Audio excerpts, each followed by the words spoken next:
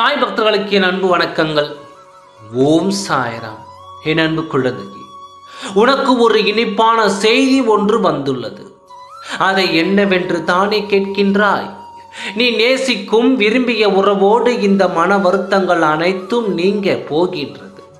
இனி நீ சந்தோஷமான பாதையிலேயே செல்லப் போகிறாய். எதற்காகவும் அழுகாதே. உன்னை நீயே தெளிவுபடுத்திக்கொள். நான் இன்று எதுவும் அசைய போவதில்லை.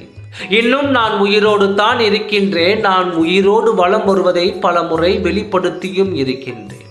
நான் உன்னோடு இருக்கின்றேன் என்பதை முழுமையாக நீ உணர்ந்து கொள். அதனால் தான் நீ நேசித்த உறவோடு உனக்கு இருந்த சண்டைகள், சச்சரவுகள், பிரச்சனைகள் அனைத்தும் முடியப் போகின்றது. அவருடன் நீ சேர்ந்து வாழப் போகின்றாய். உங்களுக்குள் சண்டை ஏற்பட்டு விட்டால் இருவரும் பேசாமல் இருக்கின்றீர்கள். ஒருவருக்கொருவர் மனமிட்டு பேசினால்தானே அந்த பிரச்சனை தீரும்.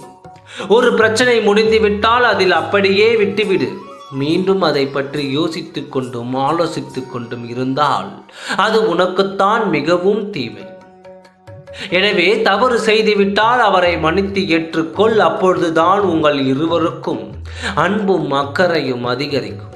சந்தோஷமான வாழ்க்கையை பெற முடியும். இதுவே வாழ்க்கையின் தத்துவம். இதுவே வாழ்க்கையின் ரகசியம். ஓம் சாய்ராம். நன்றி, வணக்கம்.